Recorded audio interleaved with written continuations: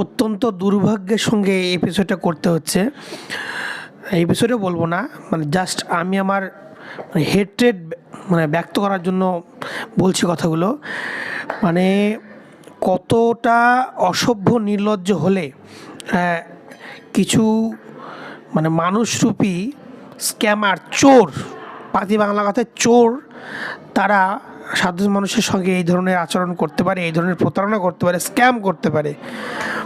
আর সবচেয়ে দুর্ভাগ্যজনক ব্যাপার হচ্ছে যে এত দূর থেকে মানুষ এসেছিলেন তারা মেসিকে একবার দেখার জন্য, ফুটবলের জাদুঘর, ফুটবলের ভগবানকে এক ঝলক দেখার জন্য কেউ ভিন রাজ্য থেকে এসে 30 ঘন্টা ট্রেন জার্নি করে, কেউ প্লেন জার্নি করে এসেছেন, কেউ তার সারা মাসের সঞ্চিত অর্থ ব্যয় করে সে তার পরিবারের জন্য বা বন্ধুবান্ধবের জন্য বা নিজের জন্য সে টিকিট কেটেছে শুধু একটা আশায়, এই সমস্ত চোরদের দেখার জন্য।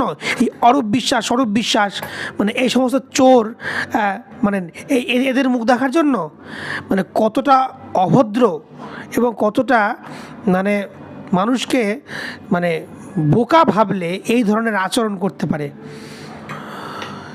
কোটি কোটি টাকা খরচা করে একজন অর্গানাইজার এরকম একজন বিশ্বমানের শিল্পীকে নিয়ে আসেন এবং মানুষ শুধু দেখতে গিয়েছে, সেই প্লেয়ারকে একবার দেখতে পাবে এই আশায় যে আর কোনদিন দেখতে পাবো কি না, বা সবার পক্ষে তো সম্ভব নয় সে বিদেশে গিয়ে, বিদেশের মাঠে গিয়ে ম্যাচ দেখা বা এরকম বিশ্বব্যাপী, পৃথিবীব্যাপী সুখ্যাতি অর্জন করেছে এরকম একজন প্লেয়ারকে দেখতে পাওয়া, বা তার ফুটবলের জাদু স্পর্শে কোনো গোল দেখতে পাওয়া, বা তার জাগলিং দেখতে পাওয়া। তো এই সমস্ত কুকুরগুলো কী করলো?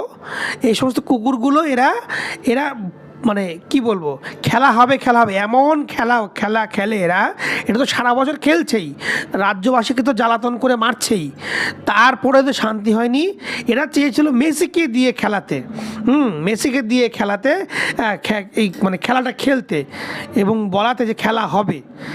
কুকুরগুলো 1-150 লোক মিলে, তার বন্ধু বান্ধব, তার মনে হচ্ছে একদম পাড়ার ভাই, পাড়ার একদম বড় ভাই আসছে, বিদেশে খেলে, বড় নাম করেছে, ওদের পরিবারের অংশ, ওদের হক জমে গেছে, একদম বাপ ভাই বেটা বন্ধু বান্ধব নিয়ে জনগণের টাকার অর্গানাইজ করা একটা ইভেন্টে পারিবারিকভাবে একদম কোলে তুলে গদ গালে হাত, কোমরে হাত দিয়ে একদম সেলফি তোলা, এই ছবি সেই ছবি।